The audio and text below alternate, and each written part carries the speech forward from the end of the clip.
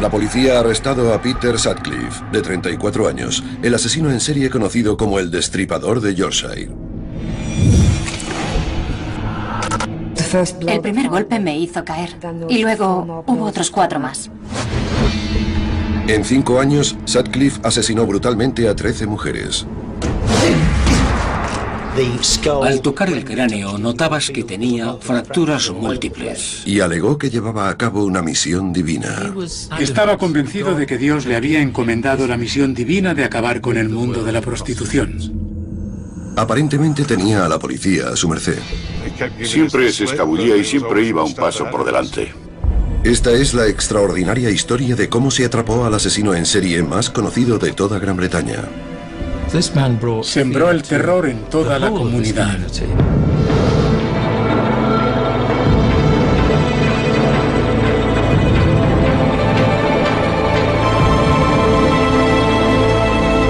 Asesinos en serie, el Destripador de Yorkshire.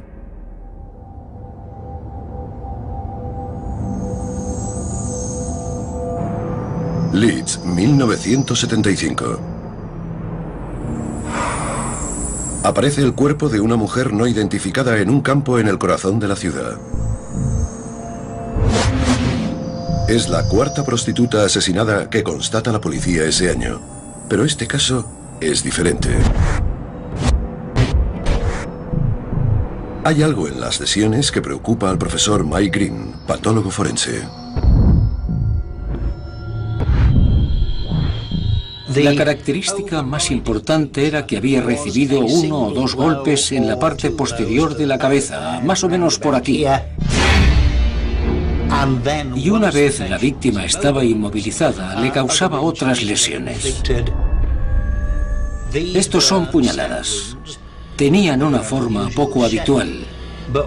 Pero lo que era menos frecuente era que todas estas heridas mostraban reinserción.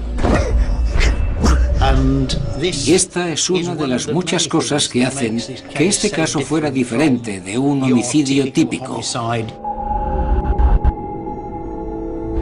La verdad es que nunca había visto algo parecido y no creo que mucha gente lo vuelva a ver. La víctima es Vilma McCann, de 28 años. Vivía a escasos metros del campo en el que se halló su cuerpo. El recuerdo de aquel día permanece vivo en la memoria de su hijo Richard. Un agente nos sentó y nunca olvidaré sus palabras. Tu mamá se ha ido al cielo y no vas a volver a verla. Tenía 5 años y me quedé destrozado. En las semanas posteriores nos enteramos de que la habían atacado en la parte de atrás de la casa, en ese campo. Alarmada por la brutalidad del ataque, la policía de West Yorkshire abre una línea de investigación. Pero el asesino de Vilma McCann sigue sin aparecer.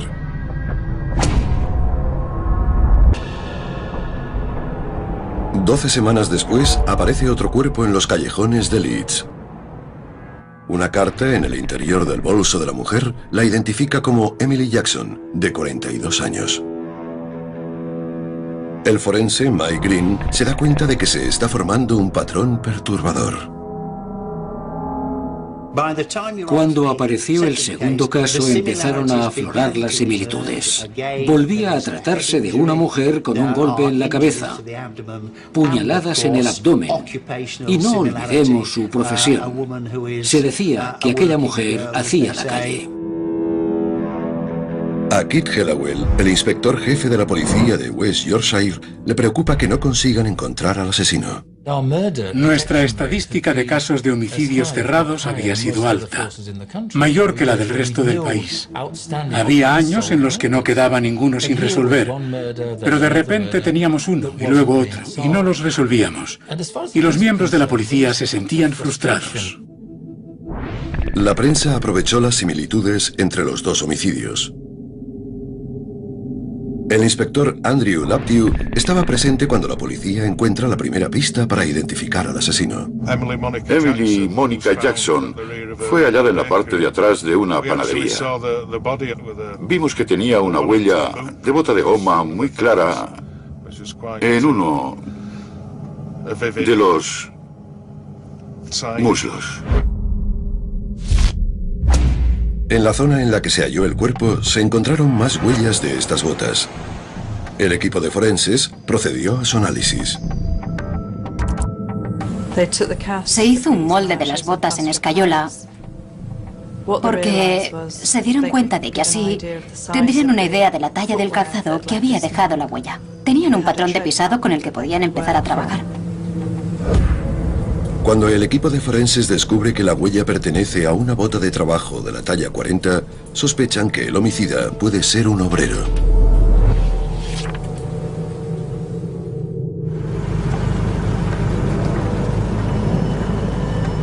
Durante un año dejan de aparecer cadáveres. El rastro desaparece y se deja de hablar de un asesino en serie. ¿Se te ocurre a dónde podemos ir? Pero solo es la calma que precede a la tormenta. Asesinos en serie. Asesinos en serie.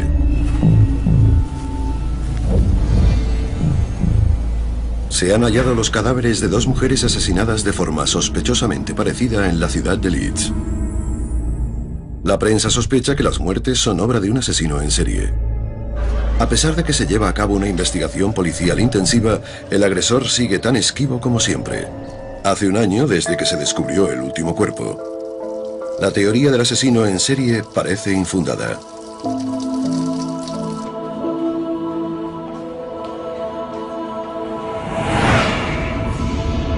Pero todo está a punto de cambiar. Round Hay Park, un oasis al norte de Leeds.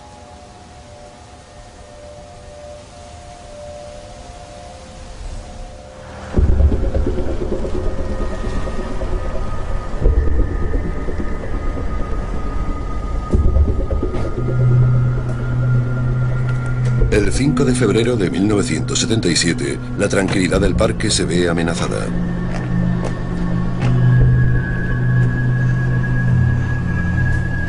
¿Estás bien, cielo? Vamos, ¿cuánto tiempo vas a tardar?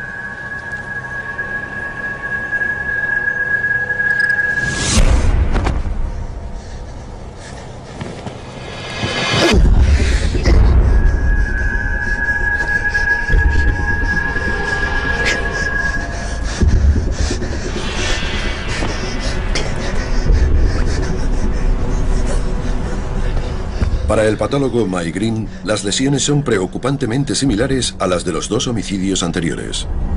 Cuando apareció el tercer cuerpo, vimos que volvía a tratarse de un golpe en la cabeza y de puñaladas en el abdomen, así que por aquel entonces estaba claro que era un asesino en serie. Los peores miedos de la policía se confirman. Se trata de un asesino en serie.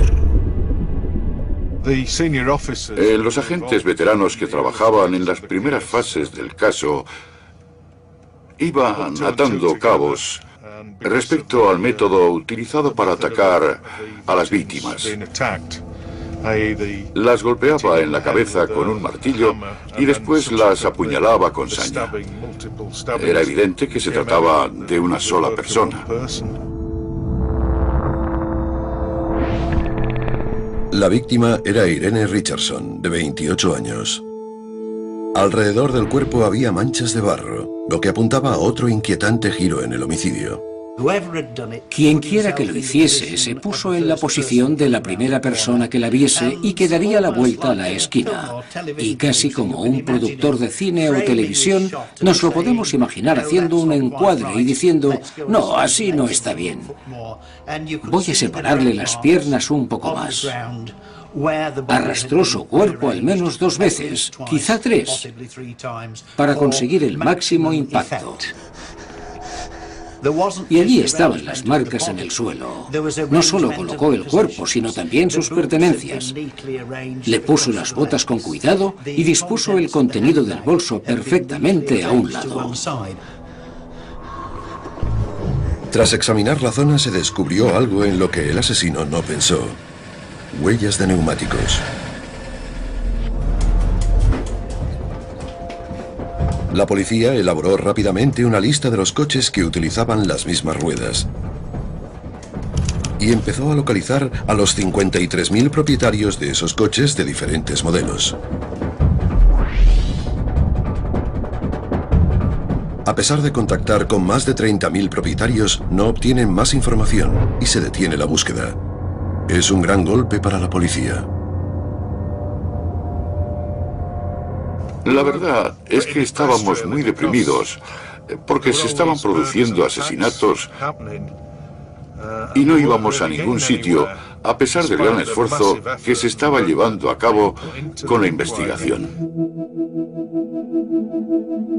Tras 3 muertes, la policía no está ni cerca de atrapar al homicida. Aunque 18 meses antes les habían dado la descripción de un agresor cuyo método de ataque coincidía con el del asesino.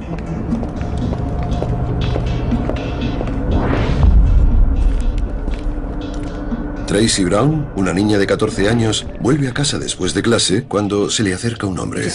Parecía muy tranquilo y no me daba cuenta de que debería tenerle miedo, de que debería temer a aquella persona. No me di cuenta de que estaba en una situación peligrosa. Lo que ocurre a continuación le sigue afectando, incluso 30 años después. Sentí un golpe seco. No me dolió. Fue tan fuerte que me dejó sin sentido. Me caí y cuando estaba en el suelo me volvió a golpear. Ni siquiera tuve miedo, solo recuerdo que le decía, para, por favor.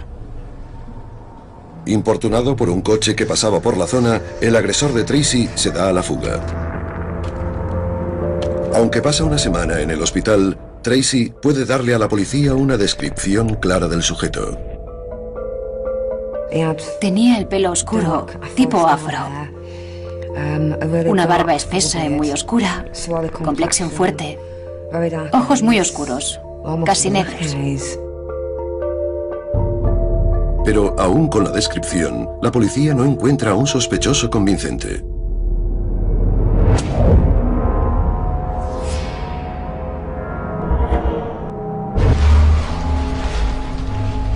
En la primavera de 1977 se descubre el cuerpo de una cuarta mujer.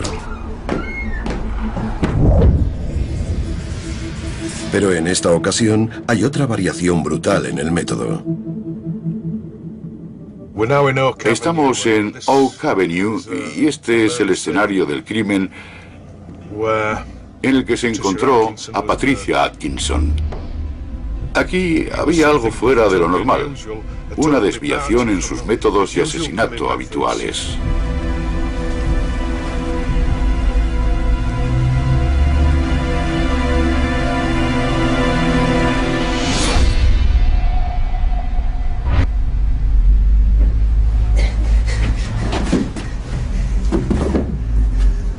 Es la primera vez que se encuentra un cuerpo en el interior.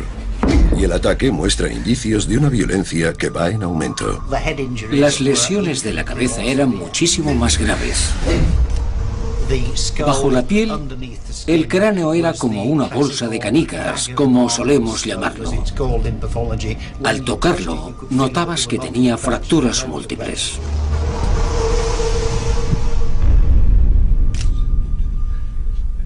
En las sábanas de la cama del piso de Patricia Atkinson, la policía descubre la huella de una bota ensangrentada que se corresponde con las huellas halladas en el escenario del crimen de Emily Jackson. Pero aparecen más pruebas.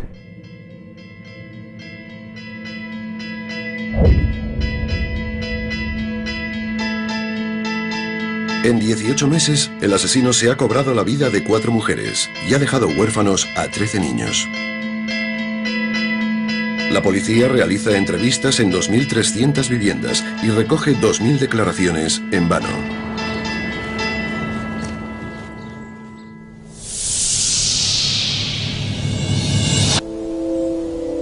Nueve semanas después, el cuerpo de una chica de 16 años, llamada Jane McDonald, aparece en un parque infantil. Su muerte acabará por alterar la percepción pública de los asesinatos. Creo que, tanto para mí como para el resto de la sociedad, todo cambió cuando apareció Jane McDonald, porque era aparentemente una víctima inocente. Por lo que yo sé, todas eran inocentes, pero la policía y los medios lo dieron a entender porque era una niña de 16 años. Aquel hombre mataría a cualquiera. La noticia del asesinato de Jane McDonald extiende la alarma por todo el norte. Este hombre sembró el pánico en la comunidad, porque no sabíamos quién era, porque no sabíamos dónde atacaría. Todo el mundo tenía miedo.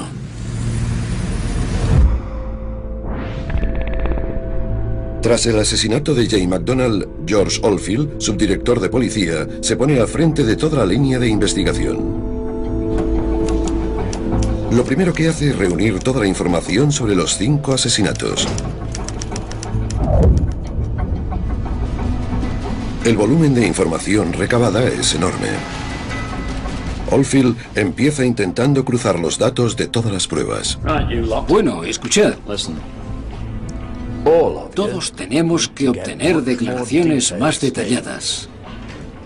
Y quiero que lo registréis todo en tarjetas ordenadas con un índice. Manos a la obra.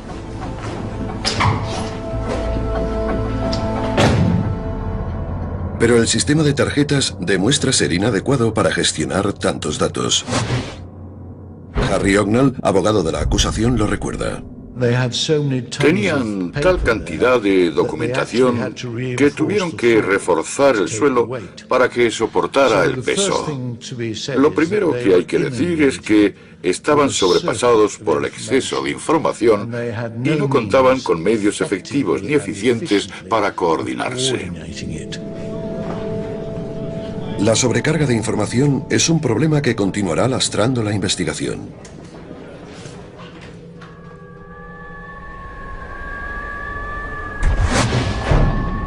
La 6ª víctima del asesino se encuentra en una parcela cercana a un cementerio de Manchester. El cuerpo corresponde a Jean Jordan, de 20 años.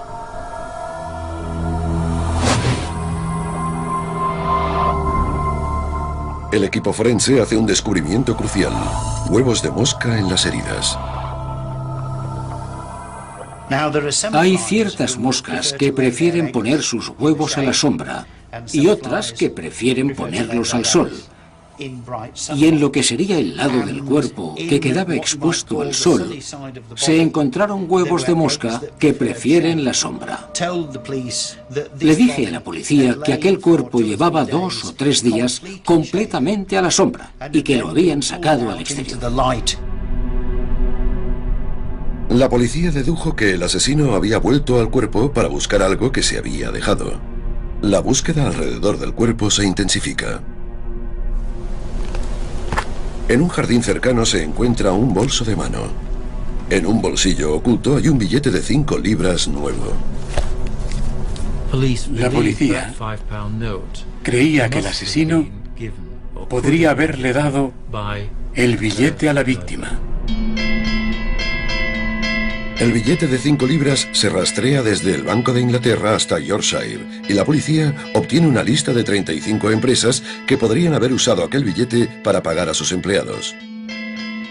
Una de ellas es TWH Clark, una empresa de transporte donde Peter Sutcliffe trabaja conduciendo un camión. Como posible receptor del billete de 5 libras, la policía interroga a Sutcliffe. Vamos a pasar por donde vivía Peter Sutcliffe. Esta es la casa en la que vivía con su mujer Sonia. La policía le pregunta a Sutcliffe dónde estaba la noche en que Jean Jordan fue asesinada. Anoche dimos una fiesta. Lo recuerdo porque acabé llevando a unos cuantos a casa. ¿Verdad? ¿Te acuerdas, no? Sí. Sutcliffe explicaría más adelante por qué la policía no dudó de su coartada. En aquel momento Sutcliffe se escapó por los pelos. Aquel fin de semana la policía había realizado 400 entrevistas y más adelante reconoció que los agentes estaban tan cansados que cualquier cosa que les hubiera dicho lo habrían creído. El fracaso de la investigación relacionada con el billete de 5 libras acaba en tragedia. Menos de 6 meses después de la entrevista con Sutcliffe, aparecen los cuerpos de Yvonne Pearson y Helen Reitker. En mayo de aquel año, descubren a la 9ª víctima, Vera Millward, de 40 años. La prensa ya había apodado al asesino el Destripador de Yorkshire. La caza del Destripador se intensifica. Se da paso a una investigación encubierta y se anotan las matrículas de los coches que frecuentan zonas de prostitución. La policía busca coches que se localicen en 2 o más distritos. Y un nombre empieza a repetirse.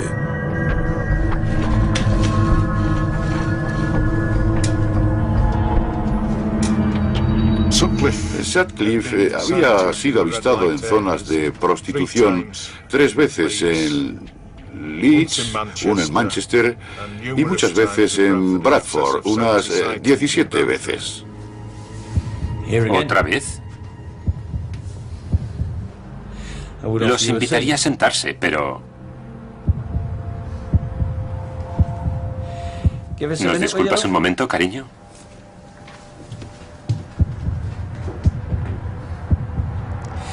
¿Cuántas veces tengo que repetirlo? Paso por el centro de Bradford cuando vuelvo a casa. Y llevo siglos sin pisar Leeds. No tengo nada que pintar allí.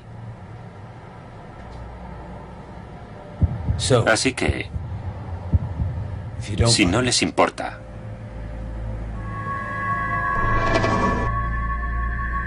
La policía no queda satisfecha con las respuestas de Sutcliffe y concierta otra entrevista.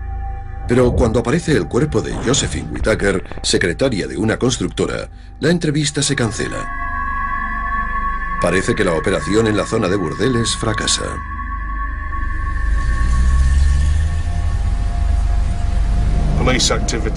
La actividad policial era tan intensa que lo habrían localizado en las zonas de prostitución.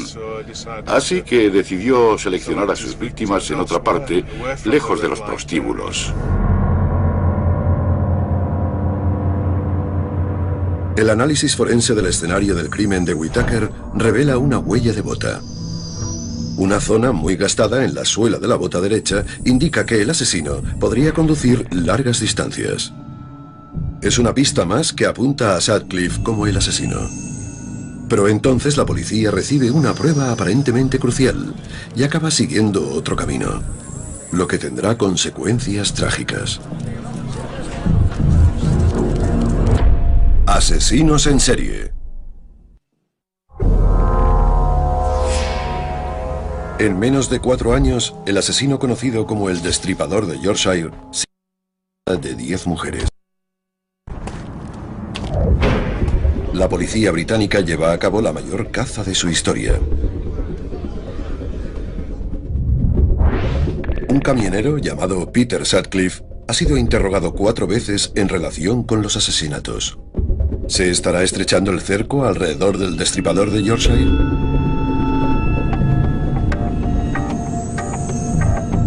En junio de 1979, el jefe de la investigación, George Oldfield, recibe una cinta de un hombre que afirma ser el asesino. Me llamo Jack. Veo que no habéis tenido suerte para atraparme. Te tengo mucho respeto, George. Como tiene un acento típico del norte de Inglaterra, lo llaman Wearside Jack. Tienen que tomar una decisión muy importante.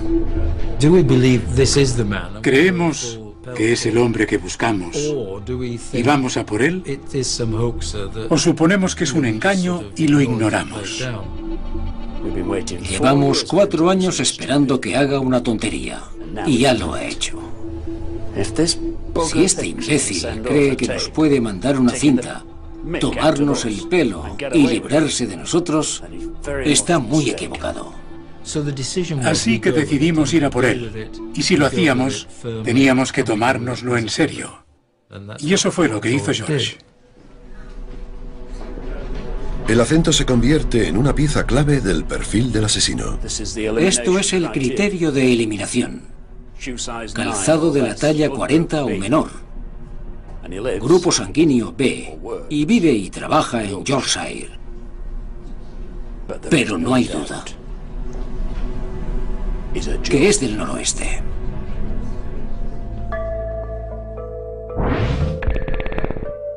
Gracias a la cinta, la policía inicia una campaña publicitaria a nivel nacional. Uno de los recuerdos más vivos que conservo de aquella época es de cuando la policía de West Yorkshire recibió la cinta. Me llamo Jack y no estáis ni cerca de cogerme, aunque haya empezado esto hace 4 años.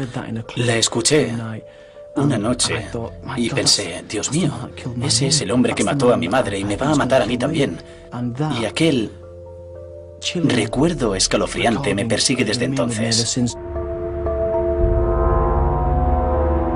La policía recibe instrucciones de continuar con las entrevistas para tomar nota de los acentos de los hombres interrogados. Andrew Laptew va a interrogar a Peter Sutcliffe. Le explicamos qué queríamos y nos invitó a pasar a su salón. No sé por qué no dejan de molestarnos. Mis compañeros de trabajo han empezado a llamarme destripador. Y ya me estoy cansando. En aquel momento intentábamos romper el hielo con Sonia. Es tu oportunidad para librarte de tu marido, si quieres. Normalmente la gente reacciona, se ríe o algo así. Pero Peter Sutcliffe y Sonia no dijeron nada.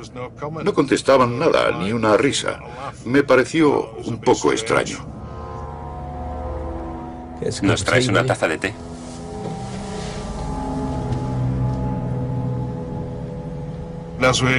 Mientras proseguíamos con la entrevista, empezamos a notar cosas raras en Peter Sutcliffe. Era muy reservado, muy indiferente. Miren, yo no frecuento prostitutas. Nunca lo he hecho. ¿Por qué iba a hacerlo?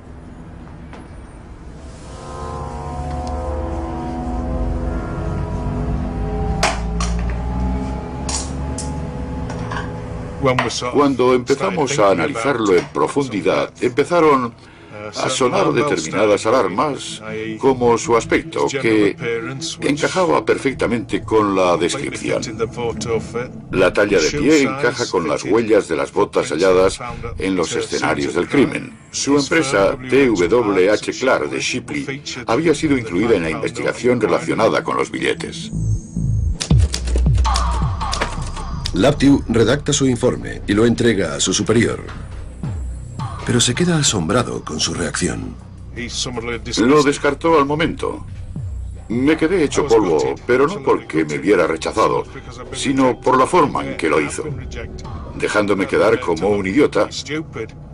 Y aquello fue lo peor. Y supongo que la razón fundamental para rechazar mi informe era que el sospechoso no tenía acento del noroeste. No todo el mundo está convencido de que la voz corresponda al destripador. George Solfield vino a la granja a ponerme la cinta. Recuerdo que la escuché y le dije, no es él.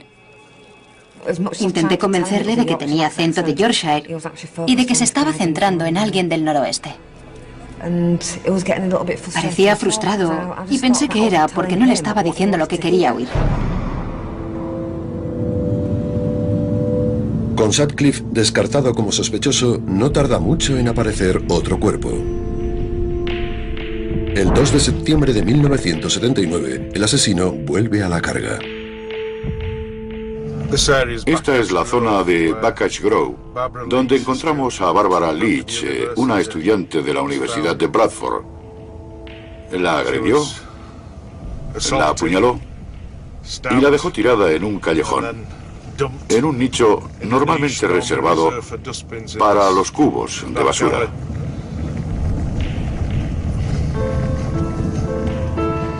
otra víctima inocente. Es un gran revés para la policía. Si eres agente de policía y ayudas y quieres a una comunidad, te preocupas, formas parte de ella y compartir todo aquel dolor fue horrible.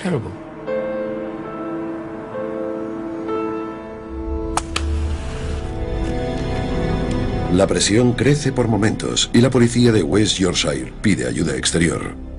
George, ¿por qué no llamamos a Scotland Yard? ¿Scotland Yard? Esos inútiles ni siquiera han atrapado a su destripador. Venga. Vete a casa.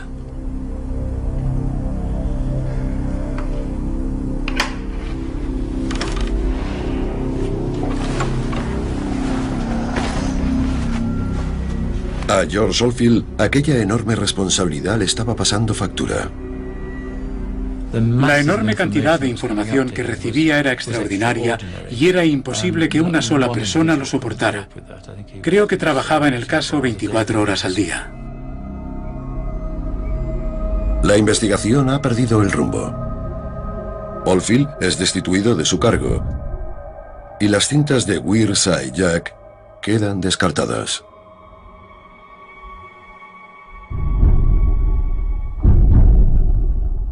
Entre agosto y noviembre de 1980, el destripador se cobra la vida de 2 víctimas más. Margaret Walsh, funcionaria, y Jacqueline Hill, estudiante.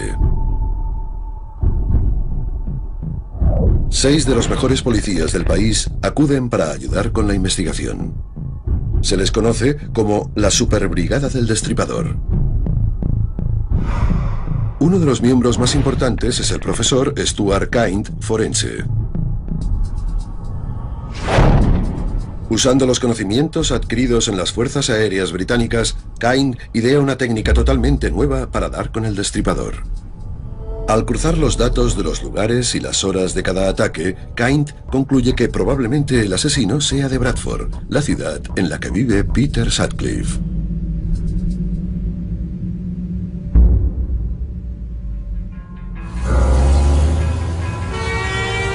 El perfil geográfico de Kind lleva a la policía un paso más cerca de Sutcliffe.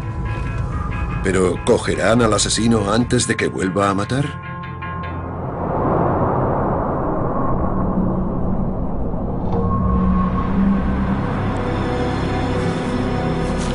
El 2 de enero de 1981, el sargento Robert Ring y el agente Robert Heights hacen un control rutinario en una zona frecuentada por prostitutas.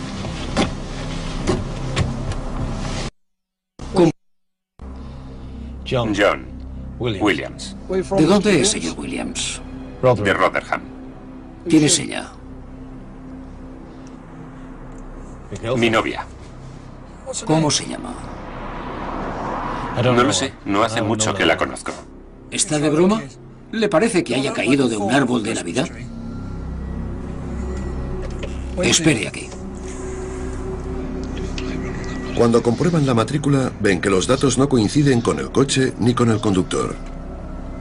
La matrícula es de un Skoda y usted no parece ser el señor Kahn. Voy a proceder a arrestarlo. Salga. Tú quédate ahí, cielo.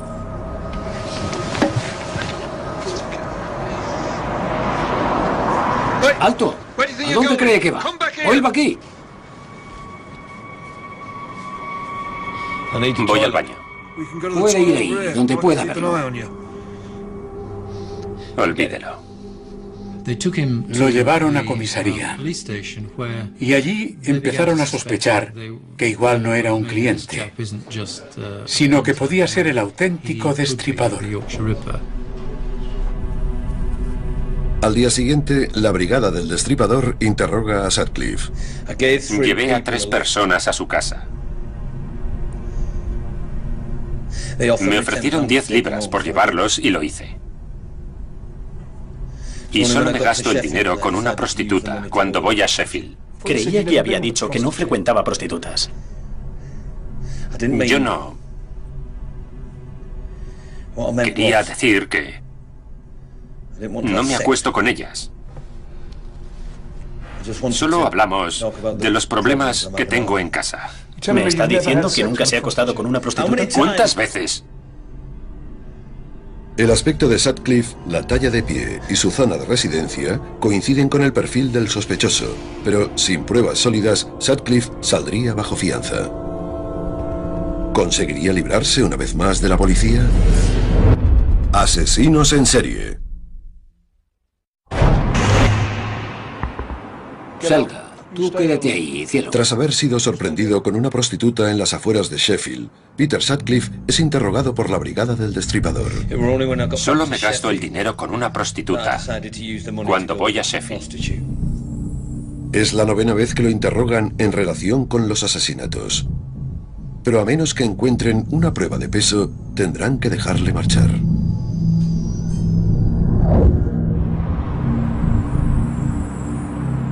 Cuando el sargento Robert Ring se entera de que el hombre que ha arrestado la noche anterior está siendo interrogado por la Brigada del Destripador, decide seguir una corazonada.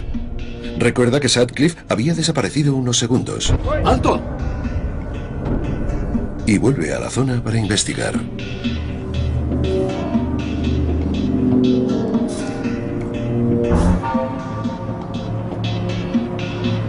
Resulta ser una decisión de vital importancia. La policía le muestra a Sutcliffe sus hallazgos. Creo que os estáis acercando. ¿A qué? Al destripador de Yorkshire. ¿Qué pasa con el destripador de Yorkshire?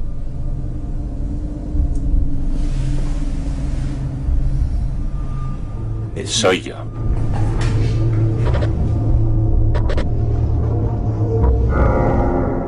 Sutcliffe me dijo que en aquel momento, milagrosamente, Dios le había dicho que contara la verdad, que su misión había terminado. Esa fue la versión de Sutcliffe. Quiero contaros lo que he hecho. Me alegro de que haya acabado. De repente nos sacamos un gran peso de encima. Nos sentimos liberados, porque por fin había terminado todo aquello. Habíamos atrapado a aquel hombre y habíamos cerrado un capítulo. Estábamos eufóricos. Cuando me enteré de que Peter Sutcliffe era el destripador de Yorkshire, se hace muy difícil describir cómo me sentí. Pero fue como una puñalada en el corazón, para ser sincero. Yo había interrogado a Sutcliffe, pero él había seguido matando a mujeres, y eso es algo con lo que tendré que cargar el resto de mi vida. Al fin la comunidad podía descargar su furia contra el asesino. El hombre arrestado en relación con los asesinatos del destripador de Yorkshire se llama Peter Sutcliffe y es un camionero de Bradford. ¡Muere! ¡Muere! ¡Muere! ¡Muere! La gente estaba encolerizada, furiosa. Sus emociones afloraban en el juzgado, en las calles. El 29 de abril de 1981 comienza el juicio contra Sutcliffe en Old Bailey. A pesar de haber confesado sus crímenes, Sutcliffe alega que los crímenes no fueron premeditados para eludir responsabilidades. La tesis de Sutcliffe, si es que puede llamarse así, era que había tenido una experiencia en el cementerio de Bingley mientras contemplaba la lápida de la tumba de un polaco. En aquel momento recibió un mensaje de Dios que le encomendaba la misión divina de asesinar prostitutas. Los implicados en la investigación tienen otra opinión al respecto. Creo que mató a aquellas mujeres para obtener algún tipo de satisfacción sexual. Creo que era la única forma que tenía de conseguirlo. Necesito que se quite la ropa para el análisis forense.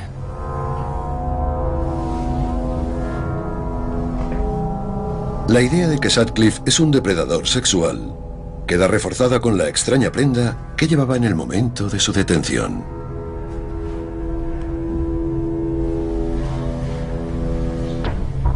¿Qué demonios es eso? Calentadores.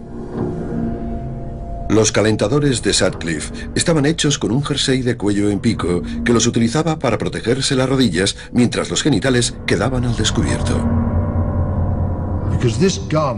Esta prenda, según he entendido, demostraría que las agresiones, y en algunos casos, muchos de ellos, los asesinatos eran premeditados porque se masturbaba sobre sus cuerpos. El juicio contra el destripador del Yorkshire se prolonga 14 días. La exoneración de responsabilidad fue denegada y el jurado lo declaró culpable de 13 casos de homicidio. Sutcliffe es condenado a 20 cadenas perpetuas. Creo que todo el país quería que fuese condenado, encerrado de por vida. Y sospecho que a gran parte de la población, especialmente en Yorkshire, le hubiera gustado verlo colgado. Y eso era lo que yo pensaba, que deberían haberlo colgado. Pero para la policía, la euforia no dura demasiado. Aparece un informe que ridiculiza los 5 años que la policía había dedicado a la investigación.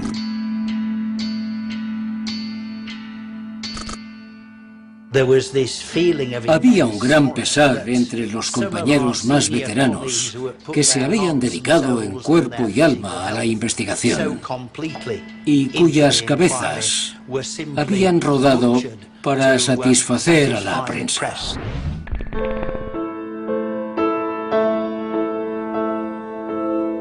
El informe acaba definitivamente con la carrera de George Oldfield. 2 años después de jubilarse, Oldfield fallece con solo 61 años.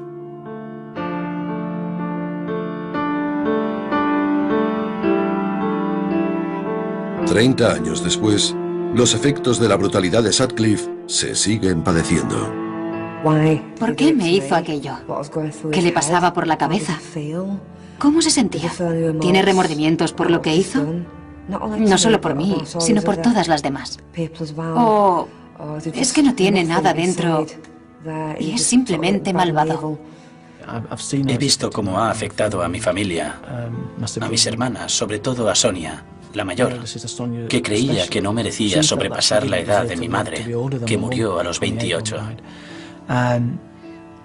Cuando Sonia los cumplió, se puso peor porque creía que no merecía vivir. Y desgraciadamente, Sonia se suicidó en diciembre. Las pasadas Navidades y...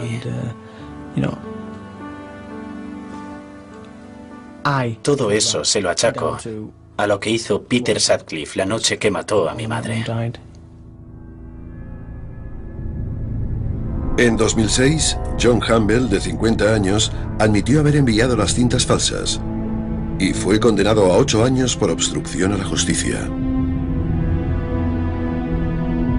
Más tarde, Peter Sutcliffe le confesó a Keith Hallowell que había agredido a Tracy Brown. En 1984, Sutcliffe fue transferido al Hospital Psiquiátrico Penitenciario Bradmoor, donde permanece hoy en día.